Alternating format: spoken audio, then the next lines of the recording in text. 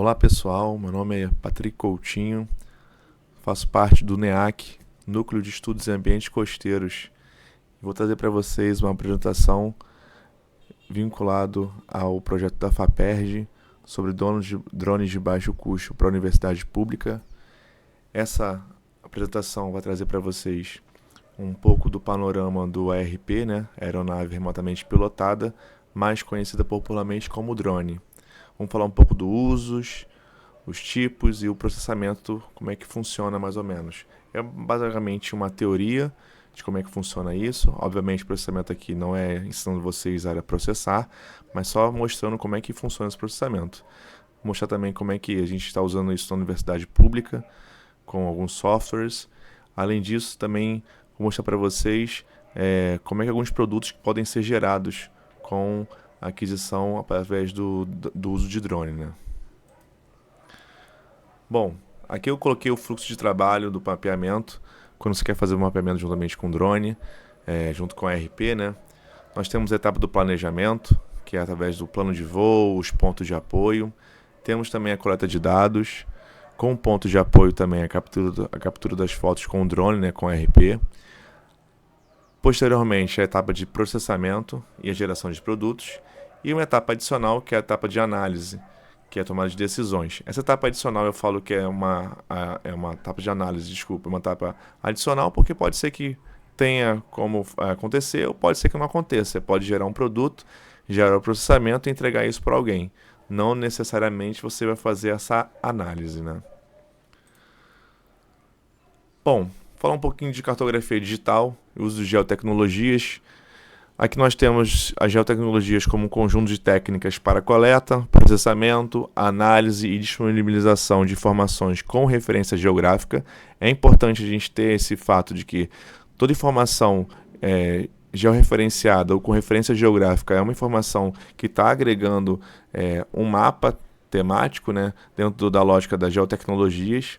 Aqui eu coloquei um mapinha para vocês aqui mostrando dentro da Universidade Federal Fluminense, nosso campus lá das Geociências, Aqui até do meu celular, que eu tirei até um print, coloquei aqui para mostrar que os mapas estão totalmente integrados na nossa vida hoje em dia. Você não tem como mais desassociar a sua vida sem mapa. Você vai pedir um carro por aplicativo, um alimento por algum aplicativo, você tudo usa o celular e usa mapas. Então o uso de mapas hoje em dia e dos usos de geotecnologias estão totalmente agregadas ao nosso dia a dia, Dentro dessa lógica, a topografia e a aerofotogrametria são dois parâmetros que a gente utiliza muito, para se chegar a resultados bacanas de mapas. Então, nessa lógica, nós temos o estudo da geodésia, que tanto abrange a topografia quanto a aerofotogrametria. Topografia e aerofotogrametria são nomes mais comuns para se referir ao que é o estudo da geodésia. E coloquei um fluxo de trabalho ali de um geoprocessamento. Como é que funciona? Nós temos dados espaciais, georreferenciados, nós podemos processar esses dados e vai nos gerar uma informação espacial. O que nós queremos chegar é dentro dessa informação espacial. Ou seja, eu tenho uns dados, por exemplo, dentro de uma tabela, e aí você processa esses dados, trabalha em cima desses dados e gera uma informação espacial, seja de um documento, seja dentro de um mapa temático, mostrando alguma análise de risco, alguma análise de alguma vegetação, supressão de vegetação, enfim. Qualquer informação espacial anteriormente datada de dados, através de um processamento, você consegue gerar uma informação espacial. Bom, esse slide aqui mostra os coletores de dados, como é que é essa evolução desse método nós chegamos, Nós tínhamos antes o teodolito aqui, o uso do teodolito super mais rudimentar, o uso muito mais, digamos, trabalhoso, e hoje em dia temos o uso da estação total aqui do lado. Como é que funciona a estação total? Através de um laser, você dá um clique ali apontando para um prisma, aqui tem um rapaz aqui com um prisma segurando aqui, Através de um laser, você consegue pegar medidas, azimutes, rumos. Isso conseguiu a gente trazer uma maior rapidez na aquisição de dados, E, obviamente, que a aquisição de dados dentro da geodésia está em evolução. Inclusive, o próprio drone está até já substituindo essa estação total em alguns trabalhos, Alguns drones dotados de GPS de precisão, o GNSS, ele já consegue, o GNSS RTK, ele já consegue trazer uma melhora nessa aquisição desses dados. Obviamente que alguns serviços de topografia ainda integram, né, precisam da estação total, que traz uma rapidez nesse serviço, né? Mas aqui mostrando realmente essa evolução e essa constante evolução, né, desse método de aquisição de dados geoespaciais. Bom, dentro da lógica do sensoriamento remoto, nós temos alguns tipos de dados. Temos dados vetoriais e dados matriciais. Os dados vetoriais nada mais são do que linhas, pontos, polígonos, né? Aqui eu coloquei uma imagenzinha mostrando esses dados vetoriais aqui, né? Temos aqui, às vezes, aqui uma vegetação, um solo exposto, uma área de várzea, de repente aqui um brejo, uma área aqui de uma mata ciliar que não está mais sendo utilizada, enfim, ou que está aqui só a remanescente dessa mata ciliar, uma vegetação mais abrangente, um curso de rio aqui, né? Todas essas informações aqui estão dispostas através de linhas, polígonos, pontos. Poderia ter aqui algumas cidadezinhas, alguma área aqui dizendo que aqui é um ponto de coleta X, Y e tal. Então, essas informações são as informações vetoriais. Já as informações matriciais eu tenho em formato de imagem ou modelo digital de elevação. Quando a gente trabalha com dados de ARP, né, aquisitando dados com ARP, nós temos esse modelo digital de elevação como um dos produtos a serem gerados, né, nessa aquisição. Nesses dados matriciais, nós temos que cada informaçãozinha dessa aqui, cada pontinho desse aqui, vai ter uma informação. Ou seja, aqui eu tenho só a linha, né, o polígono aqui, dizendo que aqui é de repente um solo exposto. Aqui eu vou dizer qual o local desse solo exposto, aonde está dizendo aqui um X, um Y, e outras informações associadas a cada pedacinho desse aqui. Ou seja, cada pontinho desse aqui vai ter uma informação de X, de Y, de Z, seja latitude, longitude, altimetria, ou outro elemento qualquer, alguma tabela de atributo atribuída a esse elemento aqui, né? O nome do rio, o nome do tipo de vegetação. Então, associar, né, esse dado a alguma tabela, associar esse dado a alguma tabela. Portanto, essa é a principal diferença de dados vetoriais de dados matriciais. Beleza. Dentro da lógica de sistema de projeção e sistema de referência, quais nós podemos utilizar, né? Como eu falei lá no início dessa apresentação, nós temos como característica todos os dados georreferenciados, é muito importante. Mas como é que a gente pode georreferenciar esses dados? Através do sistema de projeção, nós utilizamos o UTM, ou seja, nós utilizamos coordenadas em metros. Por que nós utilizamos essas coordenadas em metros? Todo dado gerado por drone, em sua grande maioria, a gente precisa pegar, por exemplo, volume, ou pegar alguma distância de um item a outro, calcular alguma área. Então, todos esses cálculos são feitos através de as coordenadas, né, as projetos de projeção UTM. Por quê? Para que nós utilizamos elas em metros, para que a gente consiga utilizar essas medidas, né, dentro desses produtos. Então é importante que a gente utilize o sistema de projeção em UTM. Já o sistema de referência, nós temos dois tipos, né, o topocêntrico e o geocêntrico. No caso desses dados de drone, o sistema de referência, óbvio, vai ser o geocêntrico, porque tem um datum de origem, um centro de massa da Terra. No caso aqui das Américas, vamos usar o CIRGAS 2000. Poderemos também utilizar o WGS-84, diferença são de alguns centímetros, 2 centímetros, mas melhor utilizar o CIRGAS 2000, que nós utilizamos aqui em larga escala aqui no Brasil, né? Temos também alguns datums mais antigos, né? Que é, por exemplo, o datum de Córrego Alegre, o SAD 69, mas já estão em desuso. Né? Temos que utilizar, então, esse CIRGAS 2000, que é o datum mais utilizado para a gente ter esses produtos de forma bem georreferenciada.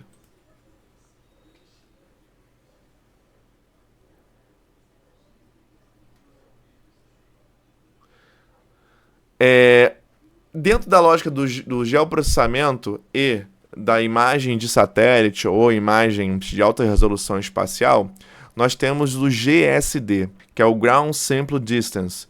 Numa tradução direta, é o tamanho do pixel em relação ao solo.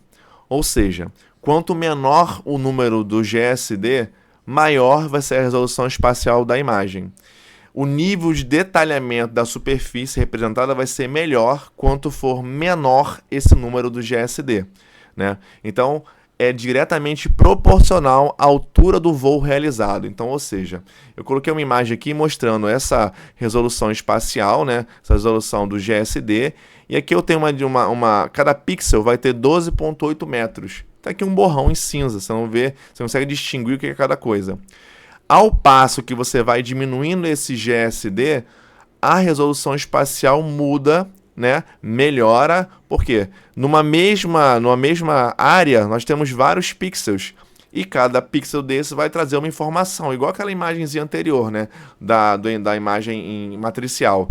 Cada pixel desse aqui vai ter uma informação e, portanto, temos um maior grau de detalhamento. Aqui eu coloquei, tá vendo? Ó, já mostrando aqui talvez um carro, um automóvel, não sei, talvez uma casa, um telhado. Em 1,6 metros você não consegue distinguir muito, mas óbvio que é muito melhor que essa resolução de 12,8 metros, que já é uma resolução muito boa.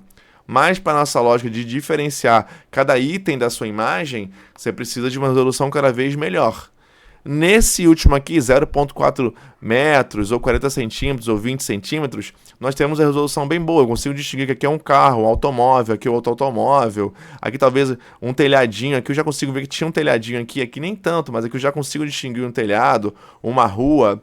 E óbvio que nos 10 centímetros aqui, ó, eu consigo distinguir dois carros, dois automóveis, uma copa de uma árvore, um telhado, aqui uma calçada. Por quê? Quanto menor esse número, melhor vai ser essa resolução espacial. Portanto, melhor vai ser a imagem, né? A resolução dessa imagem. E por que tem diretamente proporcional à altura do voo?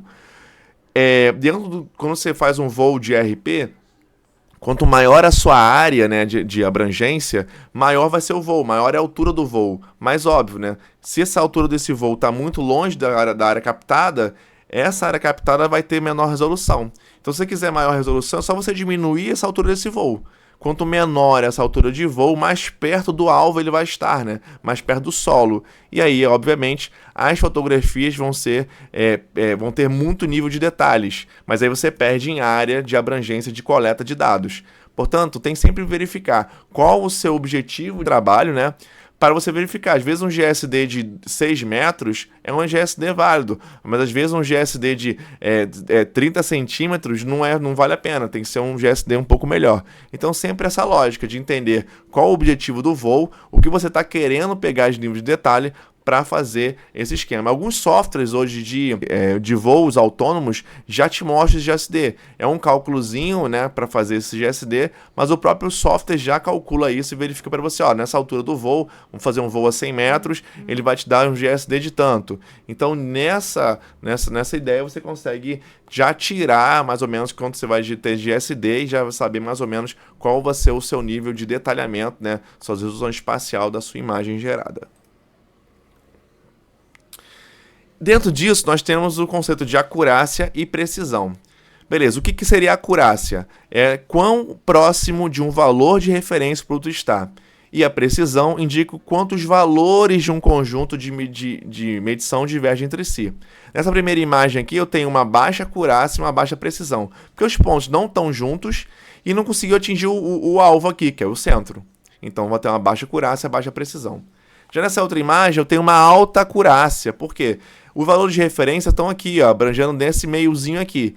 Mas tem uma baixa precisão. Por quê? Eu não consegui verificar aqui, colocar bem no centro, né? Tem um espaço entre eles aqui. Aqui eu tenho uma baixa acurácia, porque sempre o alvo que eu tenho de referência é o meio. Então ele está longe desse meio, mas eu consigo ter uma alta precisão, porque eu consegui juntar juntar todos os pontos aqui, né, no mesmo local. E aqui é o que se quer chegar, né? Uma alta precisão, uma alta acurácia, porque todos os pontos estão juntos, né? Então os valores de medição não divergem entre si muito longe, né? Não estão uma grande divergência entre os valores. E o próximo desse valor de referência, que é o centro, vai estar ali no centro. Então, uma alta acurácia, uma alta precisão. Isso dentro do voo é preciso sempre manter essa alta acurácia, alta precisão, já que você está fazendo produtos cartográficos. Então é necessário você ter uma alta acurácia, uma alta precisão. Mas existem alguns elementos que podem causar baixa precisão e baixa acurácia, né? Alguns erros comuns aí que podem causar essa baixa precisão e baixa acurácia. Por exemplo, uma baixa sobreposição. Toda imagem que você vai pegar, coletar com RP, com o drone, você tem uma quantidade de imagens que vão ser sequenciais. Ou seja, eu tiro uma foto aqui, o drone anda mais um pouquinho numa linha, tiro outra foto e assim sucessivamente. Porém, eu preciso que dentro de uma mesma foto, pelo menos 75% dessa primeira foto tenha também na segunda foto. Porque essa é a sobreposição, tanto lateral como vertical. Essa sobreposição é necessária para você tenha uma certa redundância do mesmo local, da mesma cena, né? Essa baixa sobreposição traz uma baixa precisão, né, desse produto. Portanto, é necessário ter uma alta sobreposição de pelo menos 75%, ou seja, pelo menos 75% da imagem anterior vai ser captada na imagem seguinte. Então é interessante você ter uma sobreposição alta. Cenas muito homogêneas, por exemplo, como mata verde, água, uma monocultura, por exemplo. Cenas muito homogêneas, os pixels são muito parecidos. E aí o drone, né, acaba tendo dificuldade em saber distinguir essas áreas, né? Portanto, fazer uma cena muito homogênea traz uma baixa precisão. Pular linhas de voo ou buracos nos voos. Se você pega numa lógica de um voo autônomo, onde ele faz linhas de voo, se você ele pega de repente um voo, uma perna de um vento, ele acaba sendo dragado, né, carregado, o drone, ele pula linhas de voo, isso vai trazer falta de fotografias. E aí, portanto, vai trazer falta de sobreposição e aí gera uma baixa precisão.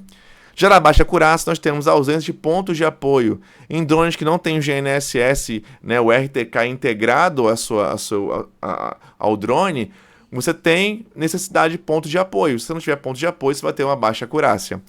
Coleta de pontos de apoio com equipamento de baixa acurácia. De repente, se os pontos de apoio que você precisa coletar na sua área de voo são com equipamentos de baixa acurácia, um GPS de mão, por exemplo, que tem umas vezes erros de 20 metros, às vezes 5 metros aí. Então, esses equipamentos precisam ter uma alta acurácia para você coletar. Então, equipamentos que têm baixa acurácia vão te trazer baixa acurácia, obviamente.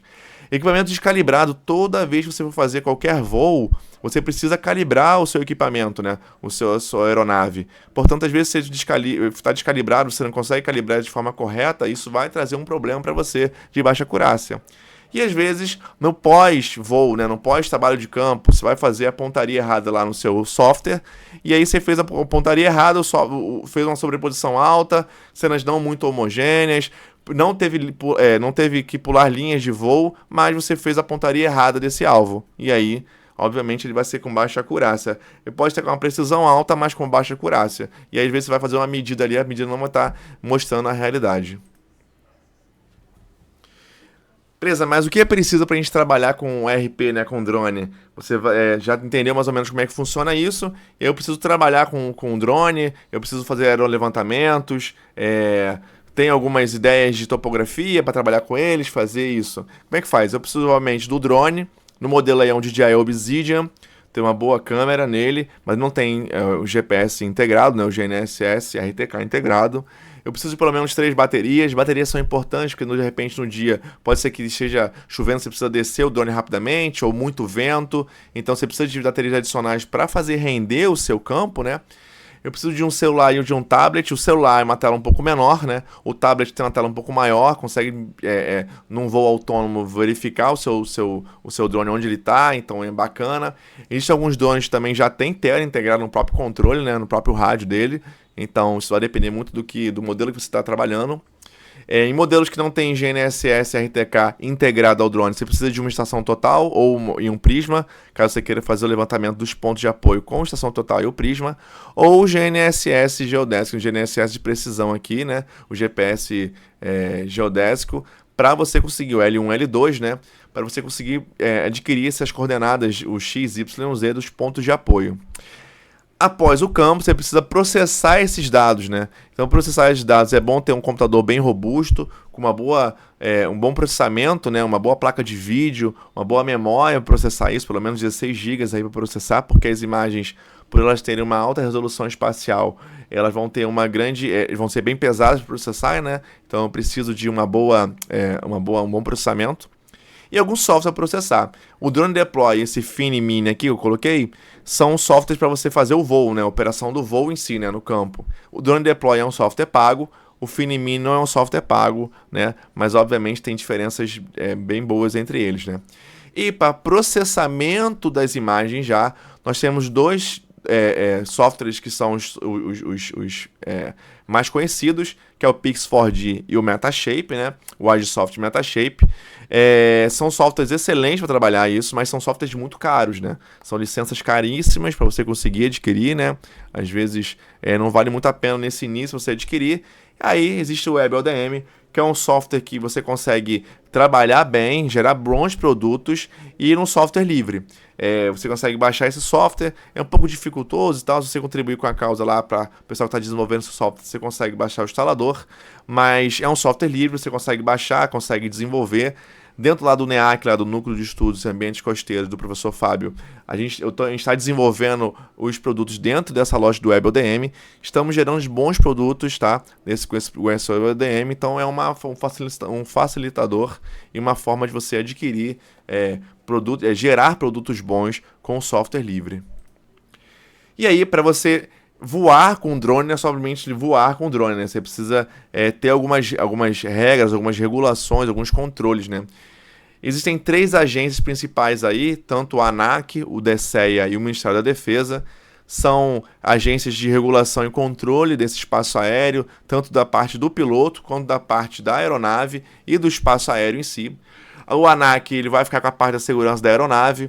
Existem alguns regulamentos, como o RBAC 94, para regulamentar os drones para fins recreativos ou comerciais, né?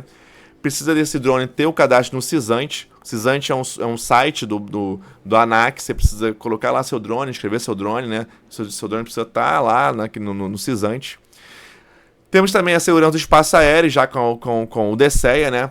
Que ele tem a IK 10040, que regulamenta regras do voo para drones, para você evitar áreas de aeródromos, aeroportos, áreas próximas a aeroportos, são áreas perigosas para você voar com drone, né? Portanto, a DSEA ele controla esse espaço aéreo aí. E também, toda vez que você for fazer o voo com drone, você precisa ter permissão desse voo, né? Entrar no SARPAS, também é um site lá no DSEA, você precisa pedir autorização desse voo. Normalmente é bem rápido, mas depende da localidade que você está fazendo, o propósito que está fazendo, a altura do voo, mas é necessário você pedir essa permissão de voo toda vez que você for voar com o seu drone, não é simplesmente colocar no céu e vamos aí. Então precisa ter essa autorização para ter toda essa regulamentação e controle. E por fim, a segurança do território é feita pelo Ministério da Defesa, né? Tem um decreto número 278 de 97, que já atribui essa defesa e o controle do território aí, do espaço aéreo.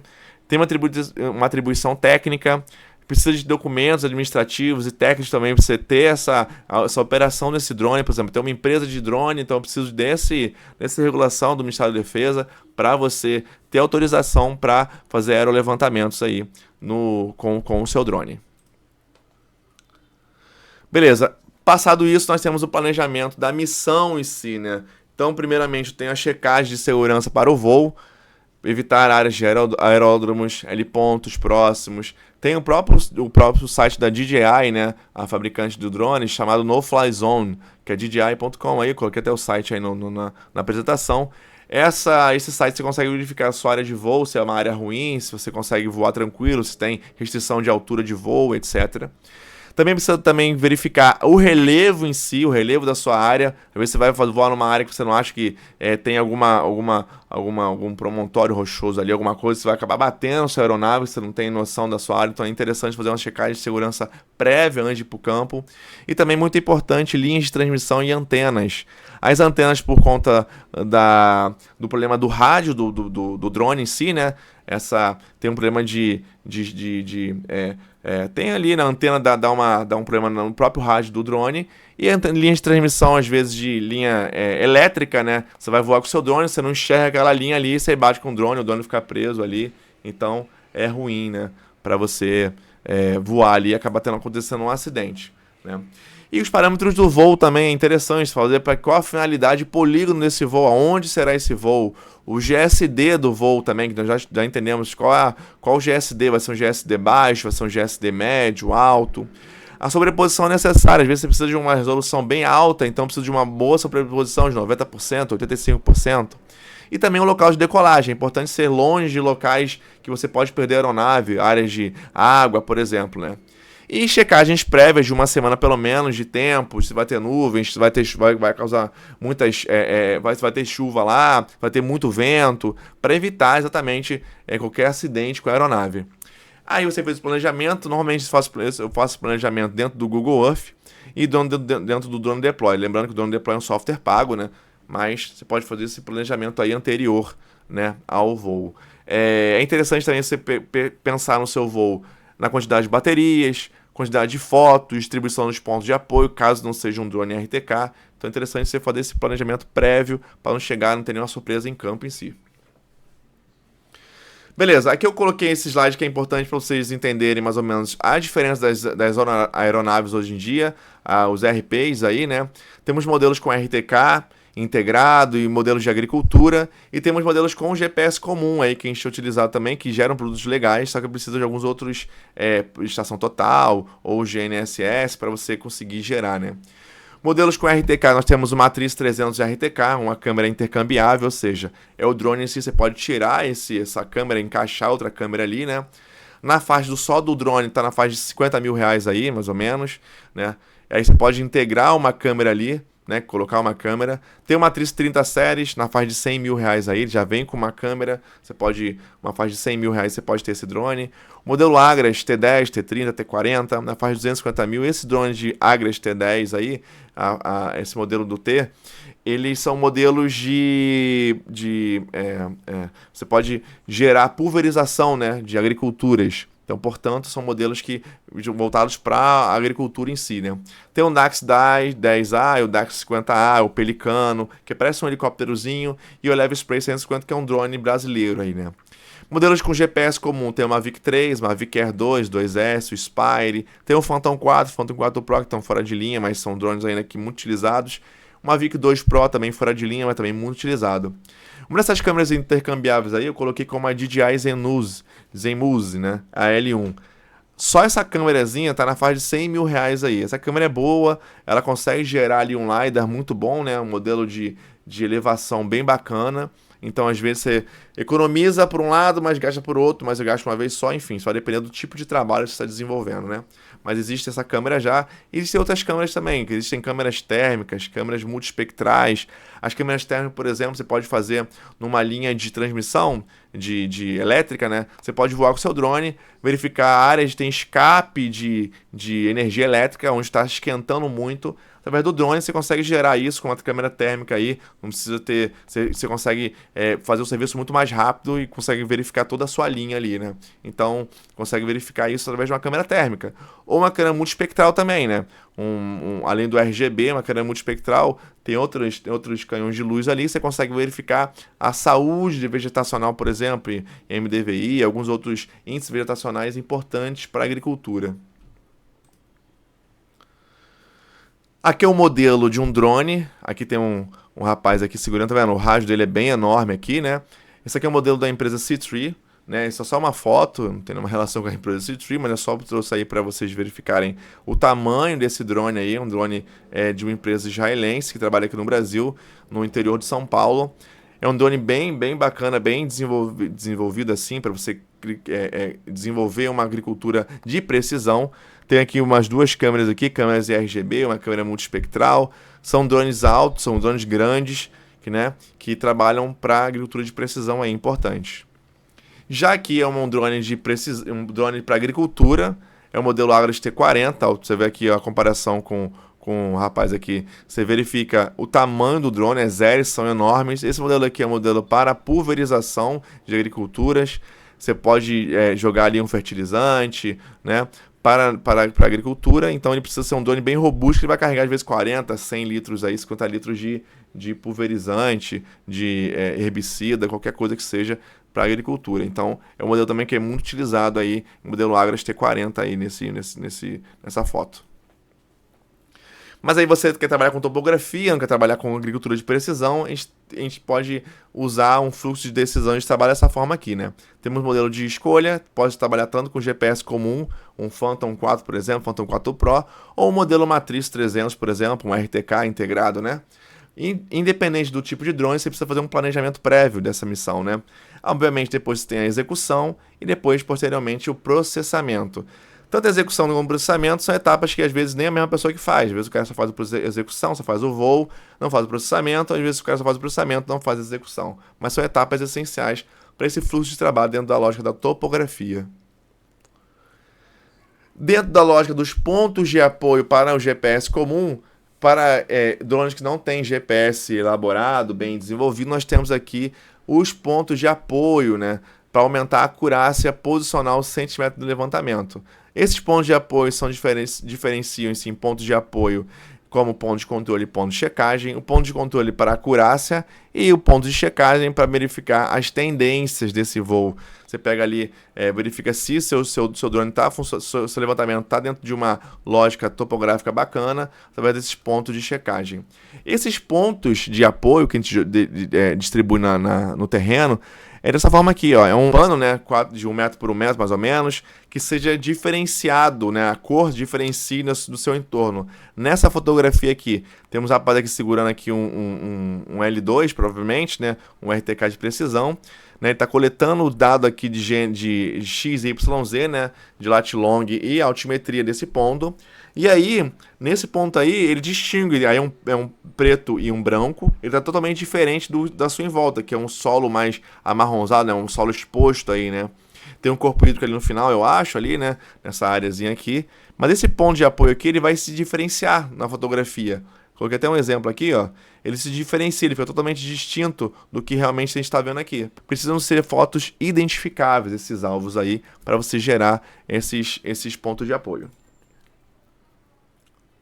Aqui tem mais imagem do Drone Deploy, que é um software pago. Eu coloquei aqui só para ter uma noção de como é que funciona. Aqui são as linhas de voo desse Drone Deploy. O drone vai pegar aqui essas linhas, vai andar por toda essa área aqui. Essas linhas aqui são as linhas de aquisição de fotografias. E aqui já é o processamento da etapa prática, né? O processamento, a etapa prática, como é que funcionaria isso? Pontos de apoio, se você tiver o GNSS RTK, você não precisa disso, mas você precisa de ponto de apoio do GPS de mão, ou recuo máximo. Se tiver um drone que você não tem o GNSS integrado, você precisa verificar ali no GNSS, no RTK, processar esses dados, né? Com RBMC, de repente, não sei. Processar esses dados de RTK, do GNSS, ou às vezes recuo máximo, ou às vezes até um GPS de mão, você não precisa de uma precisão muito elevada. Você pode gerar esses produtos de ponto de apoio aqui. Nesse produto aqui, processando isso aqui, você vai gerar uma tabelinha parecida com essa aqui, com X, Y, Z, e obviamente o nome aqui da label, né? A toponímia de cada ponto, de cada alvo desse. Aqui eu tenho X, Y, Z, separado por tab aqui, a tubulação. E aí como é que vai funcionar esse processamento? Ele vai ter um fluxo de trabalho, com importação de fotos, importação de pontos de controle, né, pontos de apoio, geração de Dense Cloud, geração do DEM, que é o modelo digital de elevação, tanto o modelo digital de superfície como o modelo digital de terreno. Vai também gerar um ortofotomosaico, pode gerar perfis topográficos, curvas de nível, cálculos de volume, índices vegetacionais. Aí é uma infinidade de produtos que podem ser gerados com esse ERP. Aqui é uma imagem da área de trabalho do software pago, o Metashape. Aqui eu tenho já a ortofoto gerada. Aqui eu tenho os pontos de controle, né, pontos de apoio, pontos de checagem. Aqui eu tenho as fotografias que foram adquiridas pelo drone. E aqui algumas fotografias já mostrando cada fotografia dessa em detalhe, né? Esse software aqui, lembrando que é um software pago, mas eu tenho aqui a área de trabalho dele.